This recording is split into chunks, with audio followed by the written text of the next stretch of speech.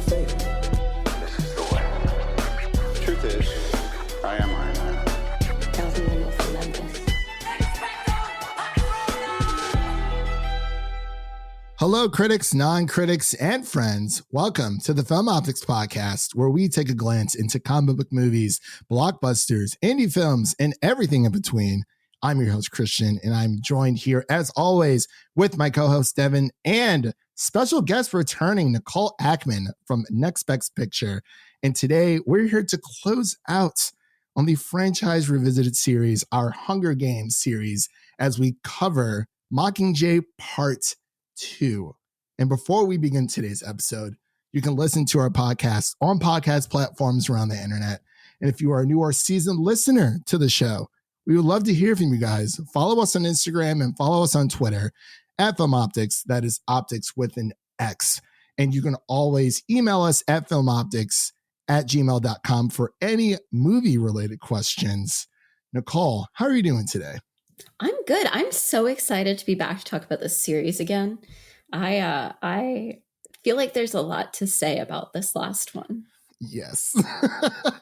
Unfortunately, yes. Because I mean, the way that the first part one, like, you know, it was set up so well, but it also makes me wonder, would this have done better as just a 3-hour movie? Mm-hmm. In and of itself. I think everyone is wondering that. Absolutely. So Devin, my co-host, how are you doing? I feel like I haven't talked to you. I mean, we just recorded our Moon Knight episode, but what's up? It's been a few minutes. It's a good Wednesday, I guess. Yeah. Happy hump day, everybody. So it's been a fun week so far. I hope for everyone out there listening and for our guests here on the podcast. So the way that we're going to do this, as we have with our previous ones, we'll get into our initial rewatch thoughts. If there's any differences for the book to film that we kind of, noticed throughout, I'm sure Nicole probably has more than me because I've still not read the books. And then we'll get into final thoughts and kind of just close out from there. So are you guys ready to save Panem? So ready. Take out Snow and possibly President Coin, because she is very, very shady. Suspicious. Yeah. Is she more shady than Snape? Because I've always wondered, because it's like, ooh. Yes. I feel like so, because with yes. Snape had this aura, like, okay, that man is like, for a fact. He's not pretending to be anything that he's not really. Yeah. Like, he knows what he is. Yeah. That is very true. But I've always wondered who is more manipulative, Dumbledore or President Coin. Ooh, okay. See, that's a very good question. I could write essays on this. These are the questions that hit me at like 5 a.m. in the morning. I'm like, I wonder. But ladies and gentlemen, we'll be right back after our introduction to the Hunger Games Mockingjay Part 2. For the first time in our lifetimes, we're standing together with 13 districts. Our future starts tomorrow at dawn, when we march together into the capital. To slow our advance, President Snow is building a minefield of traps. The sadistic inventions of game makers meant to make sport of our deaths. Ladies and gentlemen, welcome to the 76th Hunger Games.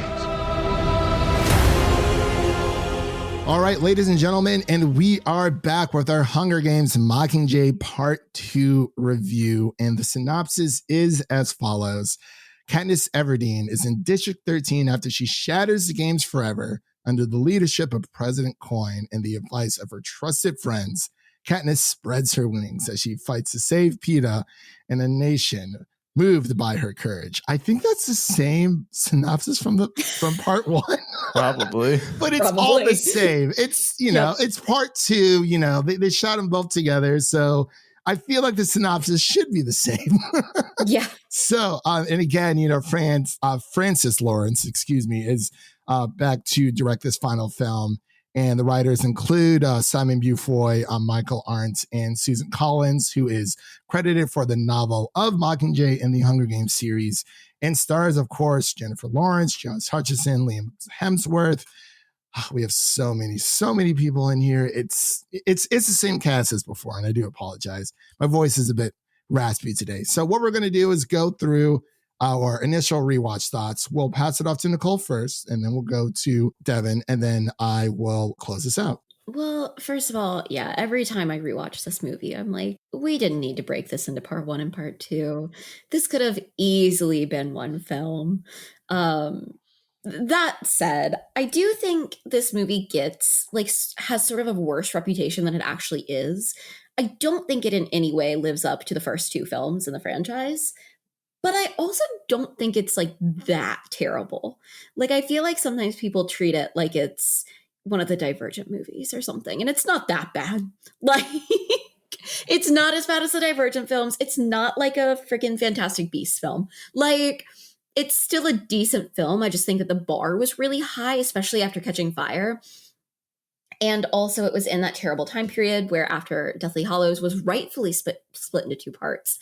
All, teen book adaptations had to have their last book split into 2 parts. Now, that said, I think what's interesting about this film is every time I watch it, I forget how much there is in the beginning of this movie before they start their like big journey through the Capitol to kill Snow. Because that is sort of, I feel like, the more pressing part of the whole film. But there actually is a decent amount before that. And I do like what they do with this movie. I think there's several interesting things about it. One is the way that they had to shoot around Philip Seymour Hoffman's death. And there's several things in it that, like, a lot of the book changes actually come because of the fact that they had to shoot around that. Like Haymitch, reads Katniss a letter instead of her hearing it directly from Plutarch. But I think there's a lot to like in this film. I think it's by far Josh Hutcherson's best performance as Peeta comes in this movie, because he sort of like has the most to do dramatically in this film, whereas he doesn't have all that much to do in the other movies. Whereas everybody else is like reliably good, as they've been the whole franchise. I love how much Natalie Dormer we see in this film. Let's be honest, like the amount of Natalie Dormer and Patina Miller that we see is like why I rewatch this movie. But I do think like it's a pretty solid movie, and I can get into this a little bit more later, but I do think it's also very interesting how they had to sort of treat the violence in it to be able to skirt keeping the rating that they wanted to, because this is a significantly like more gory film, and the book even more so than say a Deathly Hallows Part 2, because you don't have magic to sort of skirt around all of the actual gore. Yeah, the director mentioned just how violent it was compared to the others. Yeah. Yeah. All right, Devin, what are your initial thoughts on your rewatch? For me, I think overall it's definitely not as bad as the public would say it is, but for me, I'd say the first half really wasn't working for me. It really didn't grab my attention, so much so that I kind of stopped halfway through and took a break. So I broke up the already unnecessary 2-parter into a 4-parter, basically. Devin. Or I guess a 3-parter, but yeah.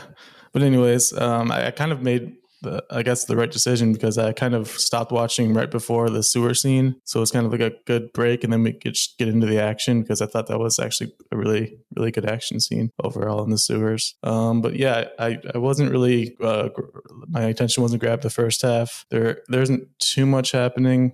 You did mention there's some story before they go on their march through the Capitol, but they don't spend too much time on that before just diving into it. Mahershala Ali dies, which now is sad, but I'm sure when this came out, no one knew who he was, so it didn't have as much of an impact. Yeah, just kind of, especially coming off the first part where you're just expecting such a big like finale coming off the ending of the first part, and then you just kind of go into this one and you don't really leave that much of an impact. It's kind of just a forgettable overall experience. Definitely has some positives towards the latter half for me, but other than that, so I mean, you guys, I'm big on these movies. I have since actually hunted down and bought an entire Hunger Games trilogy book for like $12 hardcover. Yay. I was in mint condition at this place called McKay's over by me. It's kind of like a emporium of like, you can buy like movies, TV shows, vinyl records, books and stuff like that there.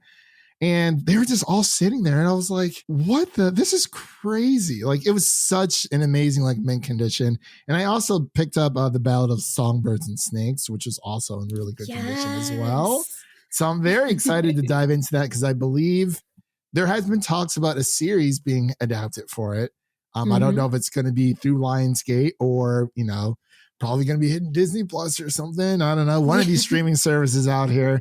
We'll see. I wouldn't be surprised if like Netflix picked it up because, I mean, that's like. Who owns Lionsgate? I do not know. Is there an overarching monolith? I'm trying to think. What are the Hunger Games movies on? Are they on like HBO Max? They're like spread out everywhere.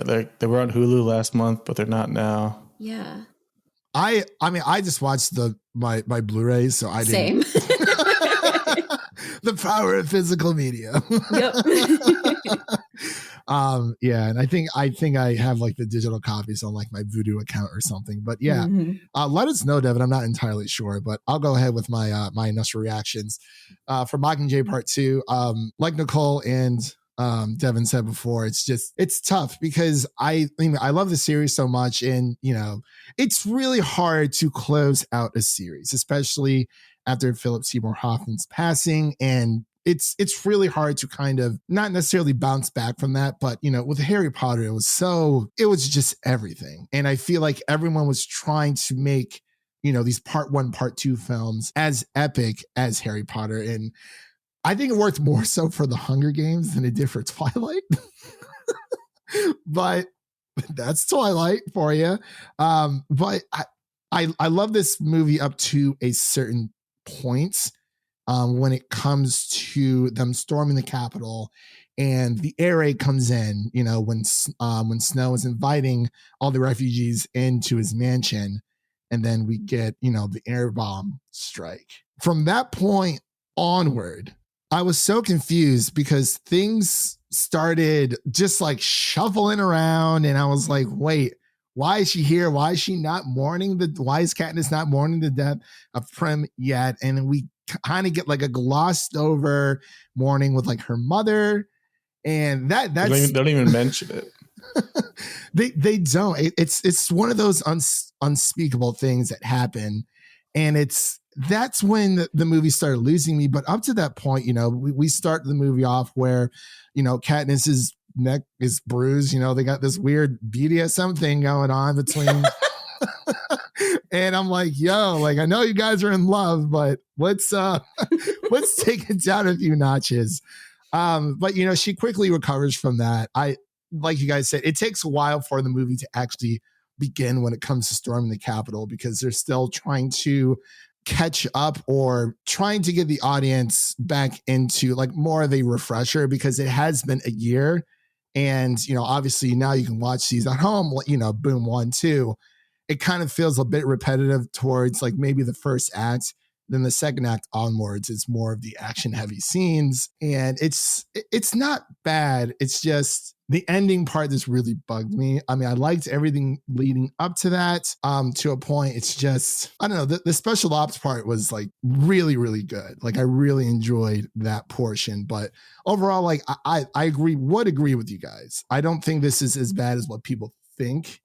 Mm-hmm. Like I think right now Rotten Tomatoes is sitting at like a 70% for critics and 66 for audience.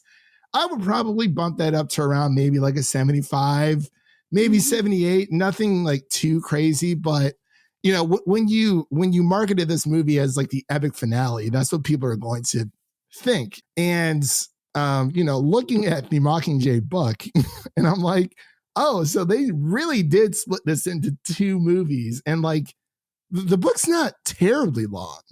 It's no longer than the others, I don't think, or at least not significantly longer. Yeah, and I was like, this is like no longer than like the first Harry Potter book. Like this is they're a very short read, for sure. And I mean, I admire them trying to, you know, milk that cash cow. You know, you had Jennifer Lawrence coming off of her Academy Award win, and it's like, I mean, why wouldn't you? So building off of that, I can delve into some of the differences between the book and the movie. One of the major ones is that in the movie, the sort of epilogue that we get of Katniss and Peeta and their kids seems set significantly sooner than the epilogue of the book. In the epilogue of the book, I think it's implied that Katniss's daughter is like a teenager. So, you know, significantly longer has happened supposedly since the events of the rest of the film. which makes a little bit more sense to be like, yeah, a solid like 20 years in the future, she's doing okay. Yeah. Rather than whatever we're supposed to believe this is, like 5, 10. A few. Yeah, which makes a lot more sense, I think. And then there's some other differences. The like big one, I think, would be that the film is much less gory than the book is. Like in the book, when Finnick is killed, he's like decapitated. Which, first of all, yeah, rest in peace, Finnick, the love of my life. But obviously they were like, we can't do that in a teen movie. And there's just a lot more, like the description of the bombing of the Capitol children in the book is gruesome. Like there's a lot of talk about like limbs and stuff in the aftermath. And obviously that would have bumped their rating pretty far up. So it's a lot of stuff like that. Mostly the beginning section's a little bit different too, because in the beginning of the book, if I remember correctly, Joanna and Katniss are training together because they've been told that they have to go through training if they're going to go to the Capitol with everyone else. And Joanna fails her training because of her PTSD. And that's sort of more of a big plot point. I think the books sort of do a better job of dealing with the effects of the Hunger Games on all of the remaining victors. And the other main one I think that I remember people talking about whenever this came out is that in the books, they've set up that Deli Cartwright is like Peeta's best friend in District 12, like before all of the stuff starts. And so in the books, she's the one who's sent in to talk to him whenever they've gotten him back, which makes perfect sense. Like this is a person that he knew and trusted. Yeah. He doesn't associate with Katniss in his mind. It makes sense why they would think like he won't hurt her. Yeah. Whereas it obviously, because they didn't set up that character in the first film, they couldn't do that in the movie. So they send Prim in, which does sort of seem like, well, why didn't you think he'd immediately get upset about that? Like, not sure. Like, it makes the logic seem a little bit off. But I also feel like, and maybe this is just my memory of reading it, I feel like President Coin is not so entirely shady throughout the whole thing in the book. You kind of have more of a realization, sort of like you do with Dumbledore in the Harry Potter series, that like, oh, like this person hasn't been telling us the whole truth the whole time. Whereas in this, I feel like she's pretty obviously shady. Like, yeah, minute one of this film, it's like, yeah, what's happening there? Red flags all over the place. All over the place. But yeah, so I think, they did what they could in adapting it. And a lot of stuff had to do with sort of like trying to keep their ratings down, or things that had been set up in other movie, the previous movies, that then they had to sort of like deal with the effects of it. But I still do think that in terms of like adaptations of book series, this one does stay like pretty close to its book compared to other things. And like I said, another changes that they had to make were because of Philip Seymour Hoffman having passed away. So that obviously like influence, they had stuff that he had already filmed, and so they had to sort of like work around it, is my understanding. Kind of like how they did with Star Wars with exactly Carrie Fisher. Yeah, exactly. Very tough to kind of go around and. Yeah, although I think this they were able to sort of keep more of the actual plot than I imagine they were in that. I still wonder if that's part of what we have to blame for that movie. But I'd like to think the original plan was better. Yeah. But yeah, it's a fairly decent adaptation in terms of like, I think it does a good job of sort of keeping the main events while still making the necessary changes. Although I do think that the book is a better into the series than this movie is. Although I do remember people, I feel like, also think that Catching Fire is the best book of the series, and I feel like Catching Fire is probably the best movie of the whole series. Oh, absolutely. Like I would say it is at least. Oh no, I would too. I know some people think that the first one is the best, and I can never decide if like Catching Fire is actually the best, or if I just think it's better because Sam Claflin is in it. I know my own biases. It's fine. She's like, I'm unapologetic about this, and it's cool. Look, people were like Team Peeta, Team Gale back in the day. I was, the moment Finnick showed up, I was like, nope. Oh, that's right. I'm Team now. Like, who cares about this love triangle? Like, it literally brings back the Team at Work, Team Jacob thing, and they really tried to like make it that. And I think it was so funny because even the actors were kind of like, what? Yeah. Like I remember Willow Shields, who plays Prim on a red carpet, they asked her like, "Oh, are you Team Peeta or Team Gale?" And she was like, "I'm Team Katniss." Like people were like, "Right, all right, so guess we're not doing that again." Yeah. All right, guys, I'll throw out those questions. It's crazy. Now that we've kind of talked about like the love triangle a bit, if you want to call it that. Yeah, because it's, Katniss clearly she knows who she loves, but at the same time she's stringing Gale along. I'm sorry, like 100%. Well, my whole thing is I don't think either one of them is the right answer. Like I'm would team agree. I'm Team Katniss. Go deal with her shit on her own. Yeah. Are we sure Peeta is cured it by the end? Are we sure he's? I'm team I think Katniss should just go platonically live out her life with Haymitch. Like that feels better to me.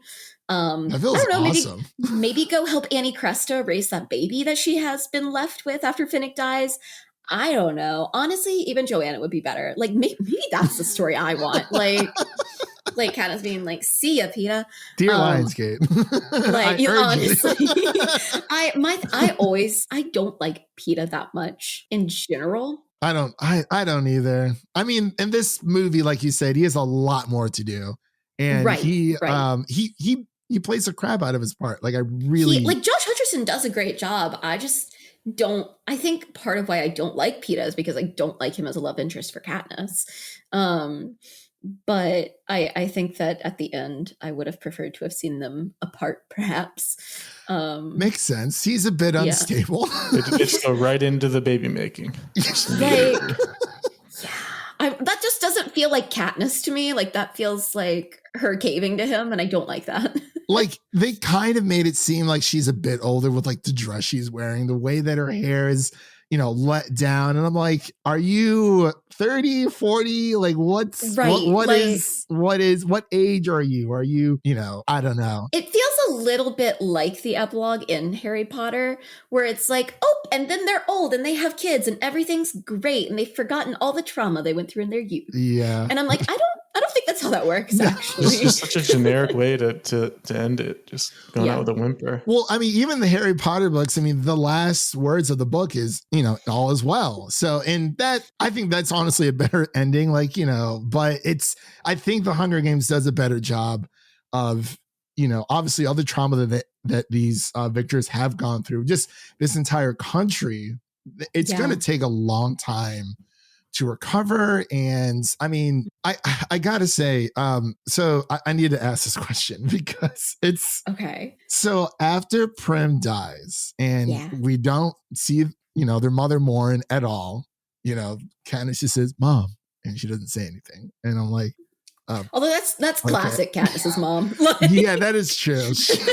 She does that not. Tracks. She is a woman of very few words. Her and Gale get along great, just hanging out in the background. Right. She's like, "I'm just here getting paid, guys. I'm playing the mom. I'm in a few background scenes, whatever." So where did Katniss go after? Because it's the weirdest transition of scenes. She's in a hospital bed, after the bombing. And actually, Devin had a question that I'm sure he'll want to bring up about who was actually responsible for the bombing, because I'll let him talk about it. But my question is, where did Katniss go? Like right after that hospital scene? Because I'm like, is my disc broken? I was like, I swear, like there should be something else here. I feel like there may have been a deleted scene, like somewhere in there that got cut for time or something. Because does she go back to Victor's village, or because that's where she meets Snow in the garden? And I'm like, there's this bombing. It feels like they suddenly were like, oh right, gotta wrap this up. Like I'm very so do you know where she was when she visited Snow in the garden? Or is that not really mentioned in the books either? So it's harder because I know in the book, the execution whole scene of Snow takes place right in front of the Capitol, right. like the mansion. Whereas in the film, I think it's supposed to be on Victor's Avenue or whatever that street is that they use in some of the earlier Hunger Games stuff. Right. But I think it's sort of implied that she's just chilling in the Capitol, waiting to see what happens. Because I guess it makes sense that like there is this weird period like after they've like essentially won where everybody is sort of just like, okay, cool, what do we do now? And then like obviously President Coin is like, let me tell you what we do. But I do think it's sort of like there's some weird transitions happening in that part of the film where it feels like they were like, okay, we got to have this scene and this scene and this scene, and we'll just throw them all there. Yeah, but I think she's presumably just chilling in the Capitol, the ruined Capitol. I don't know, like, yeah. What is the state of the Capitol at this point? Like, yeah, because like where it's just so nonchalant too. How she just like kind of walks up to Snow. She's like, "Hey, dude, love yeah, what's up?" He's like, long, "Oh, hey, long time no see." His demeanor completely changed. I'm like, this is not the cynical man that we've been following this entire time. It kind of lessens him as like this sinister, dark character. He's so approachable. He's just a nice guy who's just coughing up blood. Give him a break.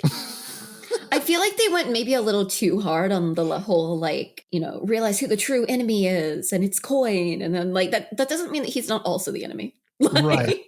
Yeah, like he's her being really bad does not make him better. Yeah, like, it's like there's two evils here. We can't choose the lesser. Well, Coin's doing this, and it was very odd because she wakes up and I'm like, okay, where is she? Is she back in District 13? She's in this hospital bed. That's the only other time we've seen her in this hospice like get up, and it's like okay. She was just on fire. Yeah, literally, she was literally on fire. We see the burns, we see the boils, and then cut straight to some random room. And I was like, wait, what? Hey Mom, how's it going? It was, they're like, oh, you can't go into this garden. And then they're like, oh yeah, she can goes in there. All right. She goes in there, boom, Coin's there. And then he's like, I'm not above killing children, clearly. But I guess thought you should know. Like, it's like, hey, don't blame me for all this. You're the one fighting for the real enemy. Forget all the years of, torture and suffering I've caused to people. Your real target is President Coin.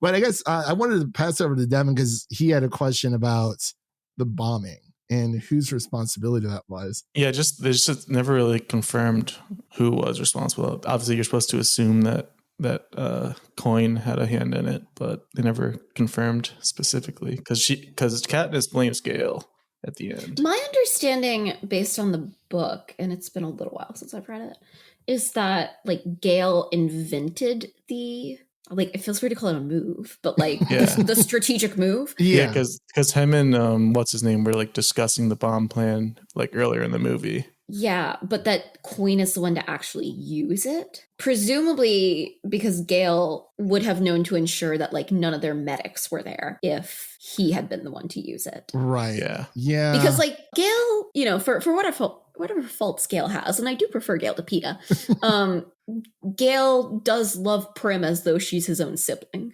So I think whereas Coin was like, Prim's there, awesome, drop the bomb. Yeah.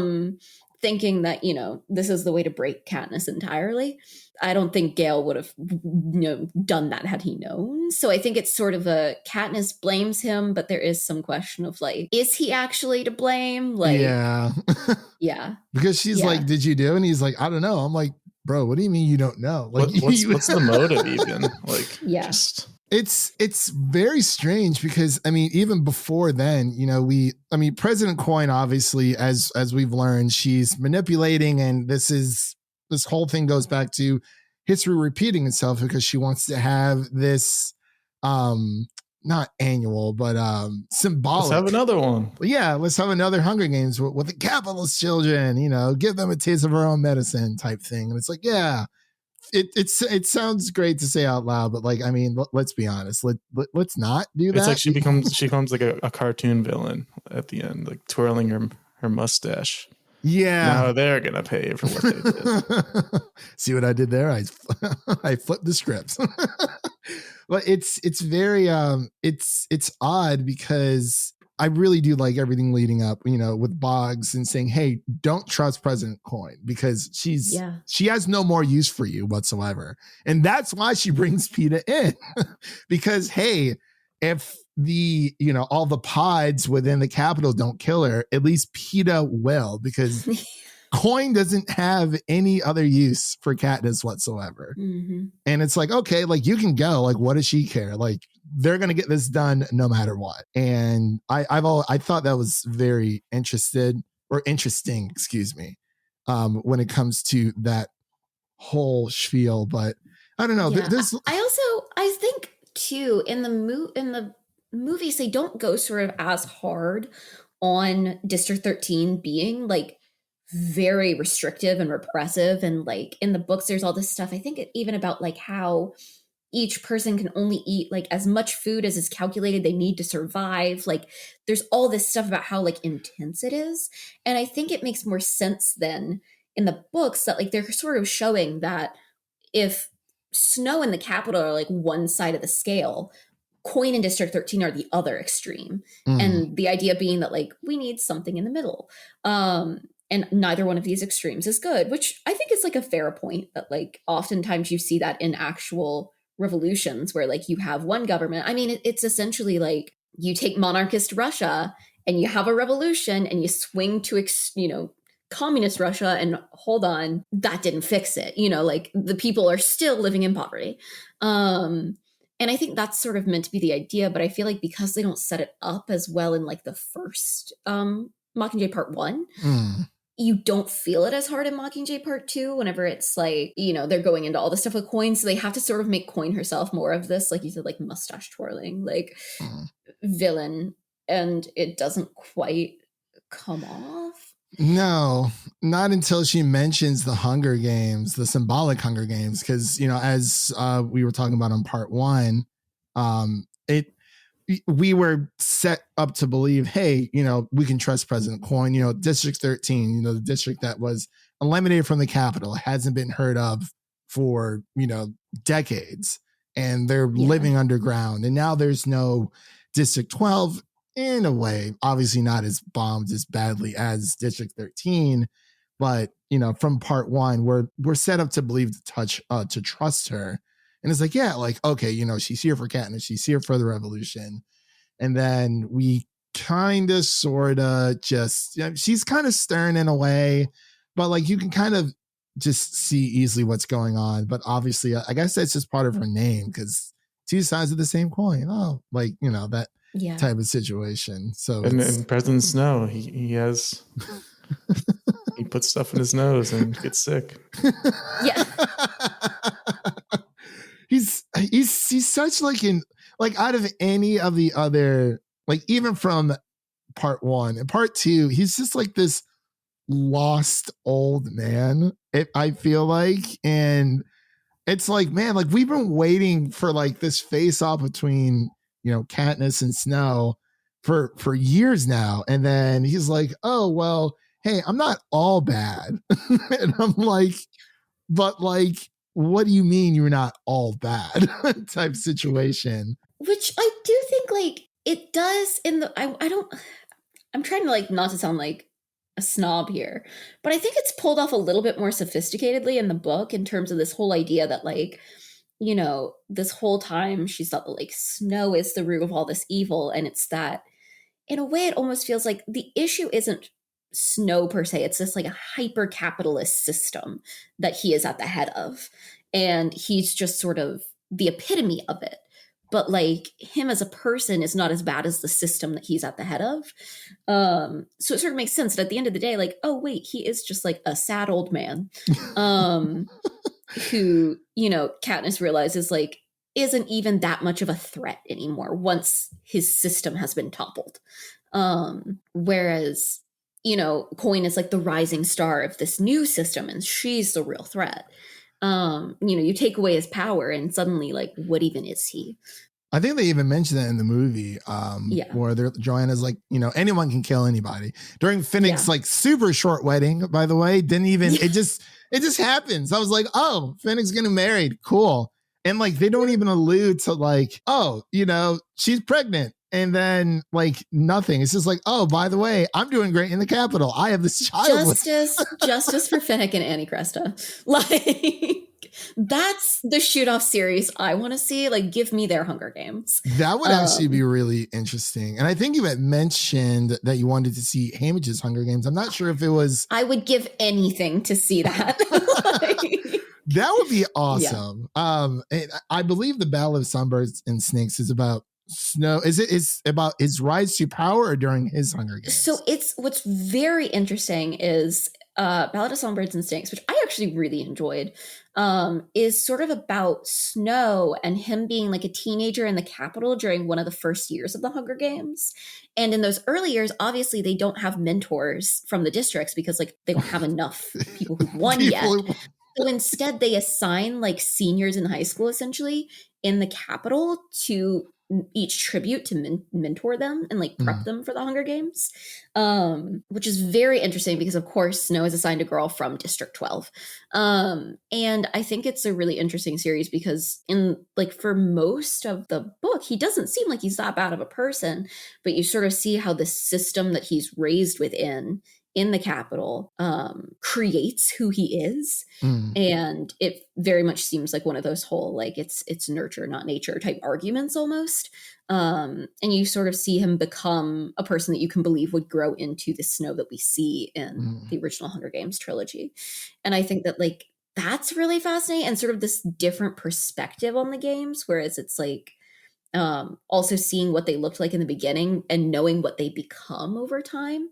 I think it's like the first year that they're televised or something fully. It's very interesting. Okay. And I would be so down if she wanted to sort of keep building out, you know, backgrounds on characters that we see in the series. Because I think like, I mean, for one thing, we could just talk about the fact that Suzanne Collins is not a super problematic author and I'm happy to see more from her. But also I think like where they went wrong with like the Fantastic Beasts movies is that like nobody cares. Nobody cares. Like, whereas there's so many things in Harry Potter where they could have taken characters that we actually cared about.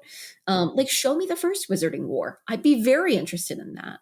And I feel like there's so much potential within the Hunger Games to sort of like build out more of the stories sort of going backwards that actually have to do with characters that we care about. That's true. I mean, I'm like semi excited for the new Fantastic Beasts, but I know it's not going to be nothing crazy. But I hear it's better than the first two, and that's all I care about. So I guess that's a win. Just gonna. I don't know. We've talked about, you know, the whole, you know, these major franchises, these book franchises, you know, obviously turning into film franchises, having these prequels for Fantastic Beasts. I don't feel like it matters anymore because it's not about the Fantastic Beasts anymore, like the first movie. If I could have just watched Eddie Redmayne go around dealing with magical creatures, you know, that really would have been something. But instead they were like, Dumbledore. And I was like, Dumbledore is not the character that any of us wanted more on. Like, let's be very honest. Like, I mean, it's just like, I mean, we had our own Dumbledore, you know, our two runs, and I think it's fantastic. I would love to see more from the Hunger Games when it comes to just expanding the world. Like I'm really hoping that, you know, the Ballad, Songbirds and Snakes series gets picked up. I was actually just reading up on that, and apparently it's supposed to be a movie, and it's supposed to be starting production the first half of this year. Oh, it's supposed to be a movie. Oh my God. I mean, the years of like a third of the way over, we haven't heard anything, but yeah, I mean, there's a Deadline article from August of last year saying it was supposed to start the first half of this year. Okay. Interesting. It's still possible. Yeah, there's still some time. There's a chance. I'm really hoping that, you know, we've seen so many book series now just kind of default to TV series. So I don't know where I read it from that it was a series. I feel like I would have loved to see that just because it's like with book series now, there's so much that goes into it. And I feel like there's a lot of things. It's like a lot of books out there that could have done better as a series. We're getting the Percy Jackson from Disney Plus, so that's awesome with Walker Scoville. So I'm very, very excited for that. But, I can't wait. I know. Oh my gosh, I'm so excited. I'm like, finally, like it's not hard to mess up YA, and I feel like Hunger Games, like we said in previous episodes, it really is like, I think you had actually said it, Nicole, like the end all be all of all, just like, it's one of the, I guess, 4 horsemen of YA franchise. I obviously Hunger Games, Harry Potter. I guess you can throw Twilight in there. Mm-hmm. I mean, it made a lot of money, so I guess it was successful. It gave us Batman. Yeah. Gave us Batman and Spencer. And for Spencer, that, I think. Yeah. Exactly. Well, I will say that, you know. But it did take away Taylor Lautner. He's been. He was sacrificed. And speaking of sacrifices, you know, unfortunately, JD Duran from In Session Film was not here to join us today. So this episode is in memory of our fallen tribute. Unfortunately, he did not make it that far into the games. I would be scared, Liz, if that would happen to me. It's like, yo, you can just go in the back and shoot me right now. Because like, I'm not even going to try. No, truly, I would raise up in that, like, into the arena and just, you know, how they have to like count down before it starts or it just like blows you up. I'd be stepping off that podium. I'd be like, I would rather go out this way than let another tribute kill me slowly. I'm sorry, because I know I'm not surviving. Sorry, y'all back home, but this ain't happening. all I gotta do is find the Katniss. Just I'd be like throwing some peace signs as I step off. Find your PETA. He will, you know, turn you into a tree. You can hide out the entire game and be totally fine. And bake you a cake. You a cake and throw you some burnt bread and such useful skills. Yeah, I gotta say with Josh Hutcherson, like with his performance though, like when the black goo kind of comes into the surrounded area, I think that was like finally it's like, okay, now this movie is starting to kind of pick up and they're kind of trying to make it, oh, you know, the entire of Panem is like this big arena where there's all these pods every 2 to 3, you know, steps or like every block or so, which doesn't seem very fun like at all because, you know, the map that they have of the I forgot the name of the device that they were using, but it was like every maybe like 12 feet or so they run into another pod. I'm like, this is terrible design infrastructure by the game maker. It's like you can't get anything done. Like I understand the objective here is to kill, but like this it's like there's too many red dots. I'm like, okay, I'm just not going to go anywhere. Like it was crazy. But I wanted to kind of pass it back over to you guys if there was anything you wanted to mention that we haven't talked about yet. I guess we'll start with Devin and then I'll go over to Nicole. Yeah, I think we covered most of it. I was looking at the IMDb trivia and there's not much to offer compared to the first part. Super expensive wigs this time around outside of I did see that Josh Hutcherson wore a wig for the first time in this one. Did he? Yeah. He didn't want to keep bleaching his own hair. That's fair. Over and over. Oh, I was going to say, was it towards the ending part where, you know, they're not using animatronic babies or CGI babies like they did in those are Jennifer Lawrence's nephews. So I guess there are a few cool trivia pieces, but yeah, she let that slip out apparently. Okay, nice. Nicole, do you have anything else you wanted to add? I don't feel like I do, other than just, you know, this film is not as bad as people act like it is. Yeah. And also rest in peace to Finnick Odair, the best man of the franchise. Oh my God. I will never miss an opportunity. Anytime I can get some PETA slander in somewhere, I will do it. PETA was always such a running joke. Like I remember when the first movie came out, everyone's like, "Oh, who cares about PETA all that much?" My friend was telling me about the books. I'm like, eh. My sister and I are both like obsessed with the Hunger Games. She got very into it a couple of years ago, and we literally only refer to him. We don't call him his name. We call him the Doughboy, which is short for the Pillsbury Doughboy. Yes. Of course. So, naturally. Very clever. Yeah. Thank you. It's like, oh, I'm like, oh my God. All that weird thing that the Doughboy did when he like hit his belly. He's like, I'm like, oh yep, my God. there it is.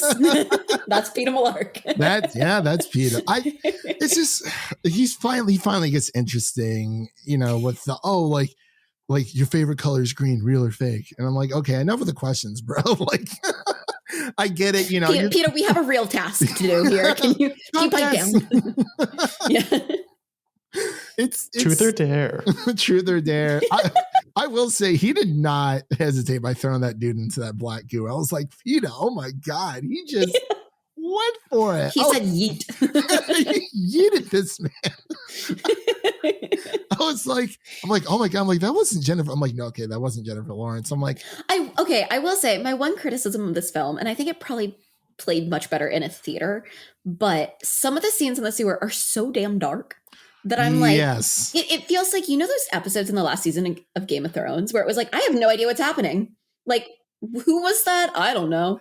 Like, I've always been a defender of the last season of Game of Thrones when it comes to the long night, because apparently you needed like a specific kind of like OLED TV or whatever. I had like a newer TV at the time, so I was able to see everything.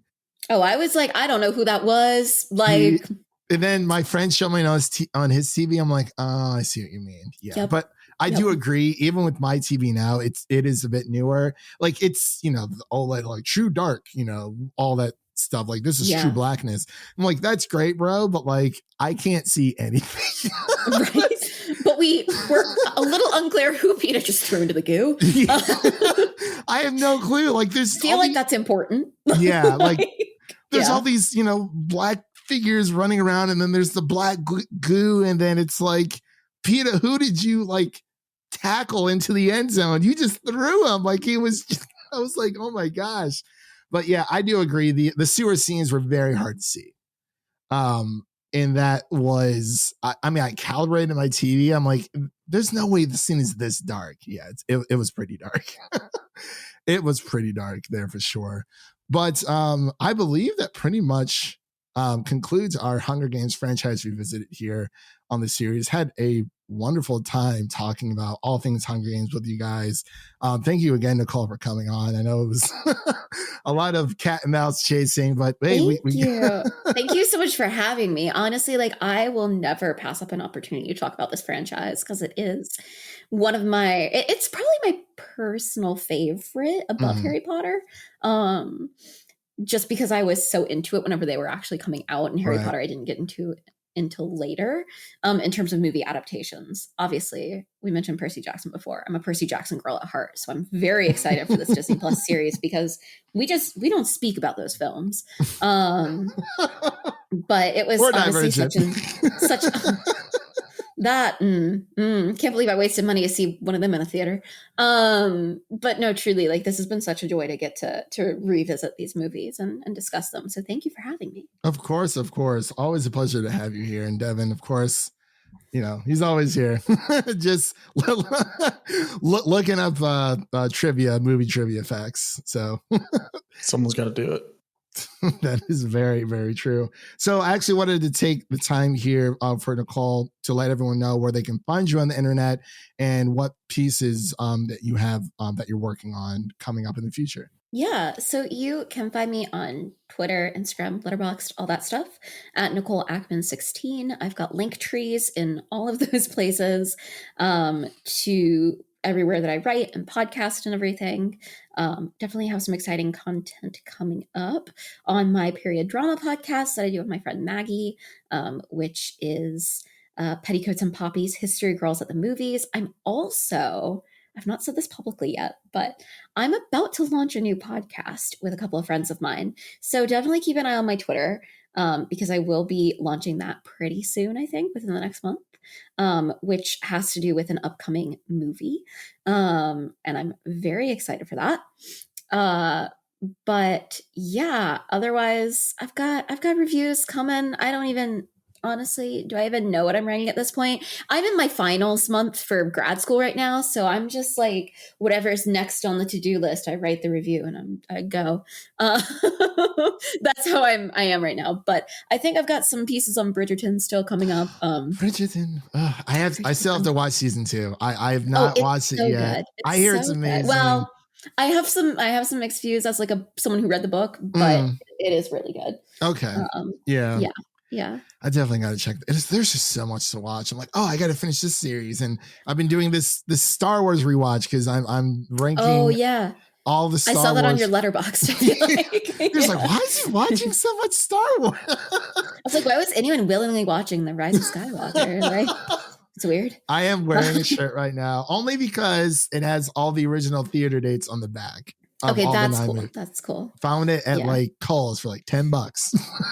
No, I have a shirt from The Rise of Skywalker that I bought before the movie came out. And afterwards I was like, well, I have this now. Yeah. I have the popcorn bucket. Yep. I'm like, this shirt is now dedicated to Babu Frick alone. The only good thing in that film.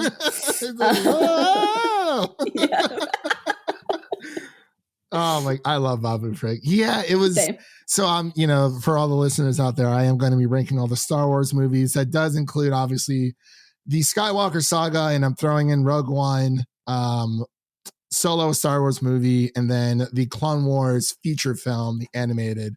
I decided not to throw in the Lego one because that doesn't really count. Kind of just like a combination. And then, of course, the infamous original holiday special with baby Chewbacca, where it's like Chewbacca's nephew or something. It's not on Disney Plus at all. Oh my God, no. You have to find it's on YouTube. I found it. And I was like, I watched it. I'm like, I cannot add this to the list. It's just, it's so I want it to be a real list. So, I'll be turning some heads with that for sure. And I believe I'm also going to be writing a review of Fantastic Beasts. What are we on? Crimes of Grindelwald? No. What's the new one called again? Secrets of Dumbledore. Yeah, that was it. Going to be doing that. We'll see how that pans out for sure. But what's coming on the podcast for us, you may ask.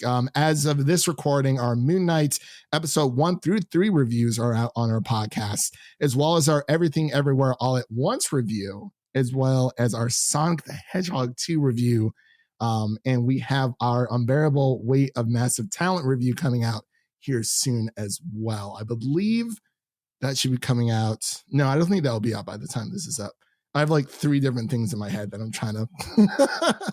But those are just a few things coming up on our podcast. Again, we are an audio only podcast, so you can find us on Spotify, on Apple Podcasts, and also Audible, just to name a few. And one more thing we asked for you guys before we go, we asked you guys to share an episode of our podcast with a friend, whether it be your mother, your brother, your lover, whoever it may be. Make sure to share an episode of the Film Optix podcast with a movie lover in need. And I believe that wraps up everything. So we hope you all have a wonderful weekend. Again, Nicole, thank you so much for coming back on.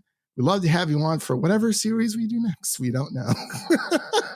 Thank you. Will it be Twilight? I don't know. So we will see. But with that said, we hope you guys all have a wonderful weekend. And that is a wrap for today. Thank you all for listening. And if you enjoy the show, leave us a 5-star rating and review on Apple Podcasts and Spotify. And follow us on Twitter and Instagram to stay in the know. That was Nicole, Devin. My name is Christian, and we'll see you guys in the next one. And may the odds be ever in your favor.